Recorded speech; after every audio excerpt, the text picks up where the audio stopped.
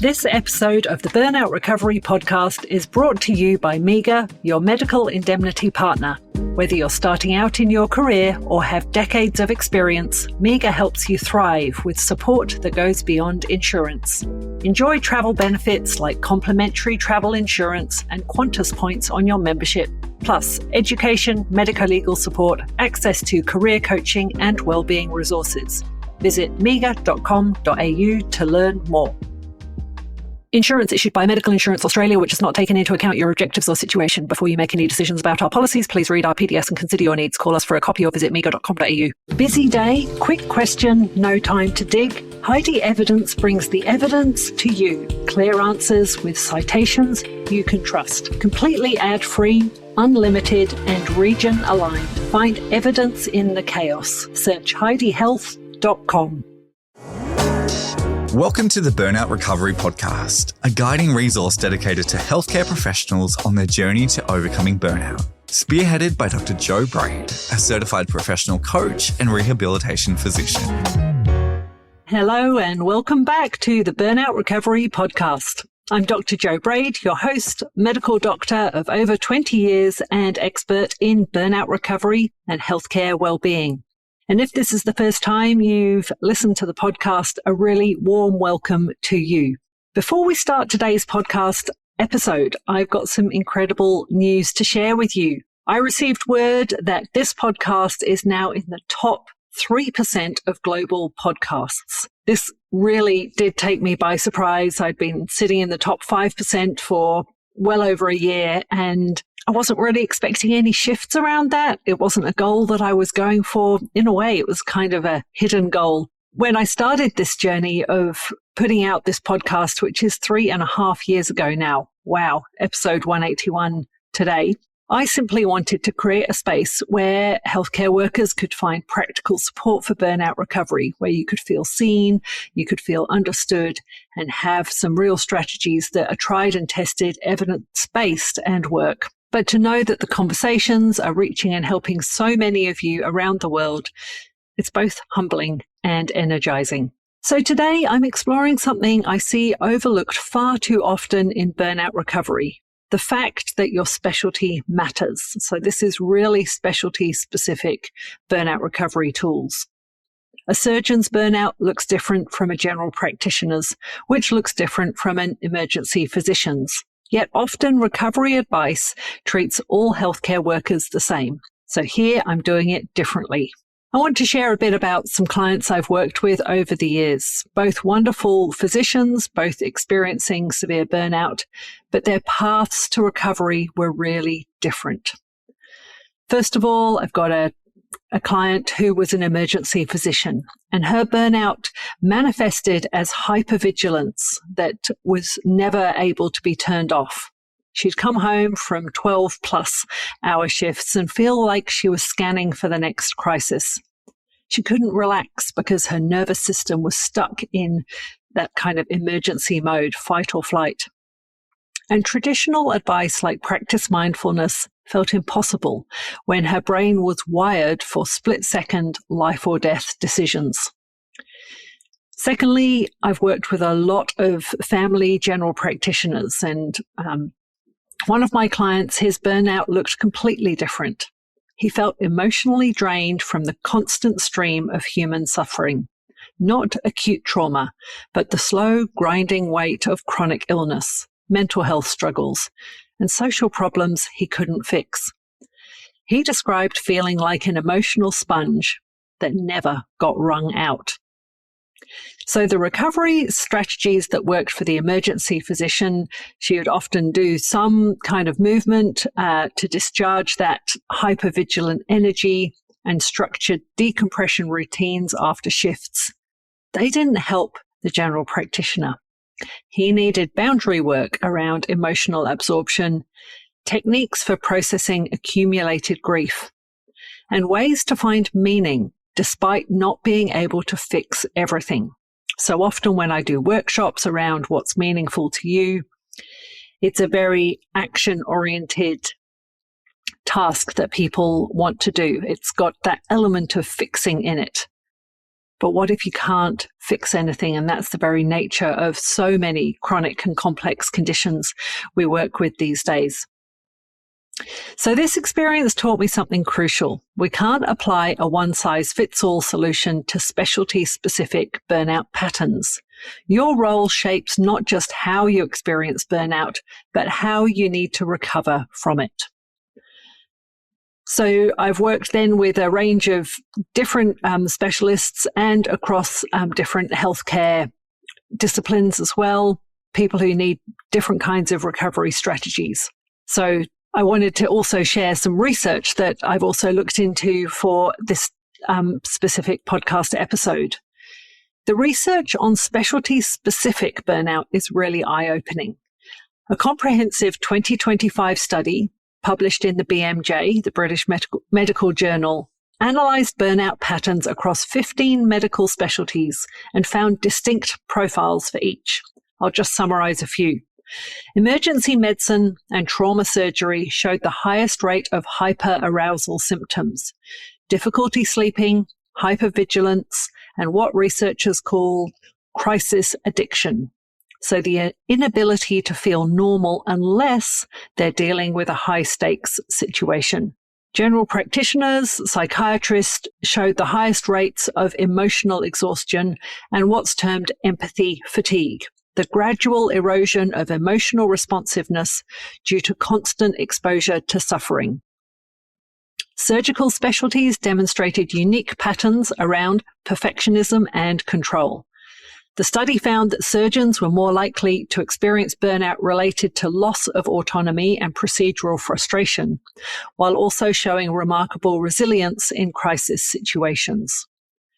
Radiologists and pathologists, these are specialties with less direct patient contact, showed different patterns entirely, with burnout more related to isolation, repetitive work stress, and what researchers call diagnostic burden, the weight of making critical decisions from behind screens. Perhaps most importantly, the research showed that recovery interventions were most effective when matched to specialty-specific burnout patterns. Generic stress management programs showed only 23% effectiveness across specialties, while tailored interventions showed 67% effectiveness. Another study by Dr. Amanda Rodriguez at Johns Hopkins tracked 500 physicians across different specialties using targeted recovery approaches. And again, these results were striking. The physicians who received specialty-matched interventions returned to sustainable practice patterns 40% faster than those using generic approaches. So let's round out with using the framework of sleep, support, mindset, and movement to a few different specialty needs, plus some specific strategies just for your role. So if you work in ED or you're in an acute care specialty, for your sleep, you need active nervous system down regulation. So try the shift decompression sequence. This is 10 minutes of movement immediately after work to discharge all that cortisol, maybe with a hot, warm shower, then progressive muscle relaxation before you go to sleep. Support. Connect with the colleagues who understand the unique intensity. Consider peer support groups. Mindset. Practice controlled letting go. Consciously releasing responsibility for outcomes once your shift ends. And movement, again, high-intensity interval training might work well for discharging that specifically hypervigilant energy. If you're working in family medicine or general practice, sleep, focus on emotional processing before bed. Maybe try journaling around 3 patients who, impacted you that day, and that's not just the difficult cases. Support, look into both professional debriefing and personal emotional support. Don't try to carry everyone's stories alone. Mindset. Develop what can be called compassionate boundaries, caring deeply while accepting you can't fix everything. And movement. Gentle rhythmic activities like walking or swimming can help process accumulated emotional weight. For those surgeons and in surgical specialties out there, for sleep, address your perfectionism-related rumination and practice the good enough mantra before bed. Support, connect with other surgeons who understand the unique pressures of procedural perfection. Mindset, separate your identity from your surgical outcomes. You are not your complication rate. Movement, activities that require precision and focus, like rock climbing or martial arts, can be really therapeutic. And finally, for diagnostic specialties, sleep.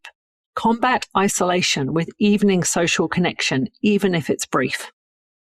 Support. Actively seek face-to-face interactions to counter that screen-based work isolation. Mindset. Remember the human impact of your diagnostic work. You're not just reading images, you're providing answers. And movement. Go for outdoor activities that engage your whole visual field, not just your close-up focus. And if we look for a universal specialty-specific tool, I invite you to think about your role reality check. Every week, ask yourself, what aspect of my specialty energizes me? And what aspect consistently drains me? Then adjust your recovery strategies accordingly. So on reflecting what we've gone through today, you might want to identify your specialty's unique burnout signature. What patterns do you notice in yourself in your isolation? Is it hypervigilance, emotional exhaustion, perfectionism pressure, or isolation? Then audit your own current burnout recovery strategies, and are they really matched to your specialty's needs? Third, connect with a colleague in your specialty this week, specifically to discuss burnout patterns you've both noticed. And again, I bring this up time and time again in my workshops. When we start to talk about burnout, it normalizes it more. And we hear from around the room the strategies that different people are using, and naming these specialty-specific challenges reduces their power. And here's another reflection question. If you could design the perfect recovery program for someone in your exact role, what would that include? Don't overthink this one. Your instincts about your specialty's needs are probably spot on. So, as always, I'd love to hear from you, my wonderful audience on the podcast. Share this conversation with one colleague this week and consider joining our new newsletter where we explore these topics further.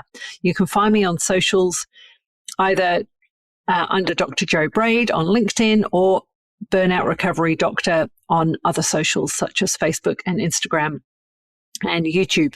Thanks once again for being part of our top 3 global podcast community. And remember, your specialty's unique challenges deserve equally unique solutions.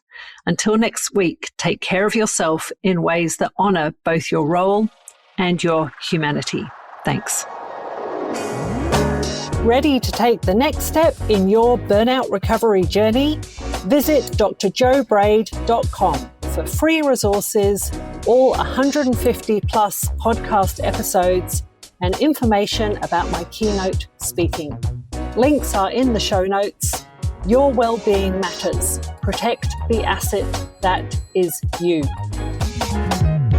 You know those moments where you're between patients, everything's moving fast, and you just want to double-check something without falling down a rabbit hole? Heidi Evidence helps you to get to a clear answer with citations you can see pulled from trusted guidelines, research, and even your own uploaded docs. It's completely ad-free, no sponsored results, no weird ranking, and it's unlimited, region-aware, and fits into the workflow you're already using. It supports your clinical judgment. You stay in control. Find evidence in the chaos. Search HeidiHealth.com. Be your best you. Rely on MEGA for your protection and support, serving doctors for over 125 years through insurance, education, medical legal advice, and member benefits designed to help you thrive and succeed. Insurance issued by Medical Insurance Australia, which has not taken into account your objectives or situation. Before you make any decisions about our policies, please read our PDS and consider your needs. Call us for a copy or visit mega.com.au.